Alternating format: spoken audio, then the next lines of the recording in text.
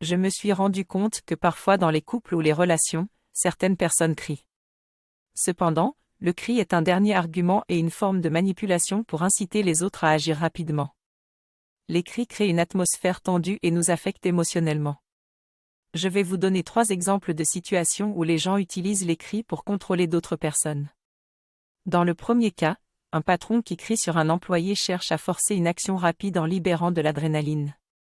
Dans ce cas, il faut répondre avec calme pour montrer que l'on maîtrise la situation. Dans le deuxième cas, les personnages de télévision qui se créent dessus cherchent souvent à provoquer une réaction émotionnelle pour inciter à l'action. Dans ce cas, il faut éviter de regarder ces émissions ou être prêt à faire face à l'émotion que cela peut générer. Enfin, dans le troisième cas, dans une relation de couple, les cris peuvent être utilisés pour manipuler l'autre et obtenir ce que l'on veut. Dans ce cas, il faut rester calme, exprimer ses sentiments et essayer de trouver une solution ensemble.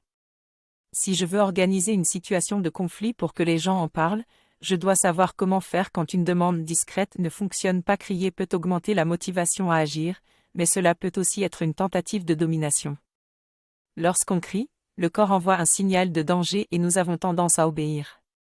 Si je ne veux pas céder à la domination de mon adversaire en criant, je dois fixer des limites et expliquer que je ne communiquerai que lorsque cette personne se sera calmée. Cependant, le cri peut être utilisé comme méthode positive d'interaction pour enseigner, écarter les dangers ou appeler à l'aide. C'est un comportement actif défensif qui doit être utilisé avec prudence. Le calme et la rectitude sont souvent les modèles de fonctionnement les plus efficaces.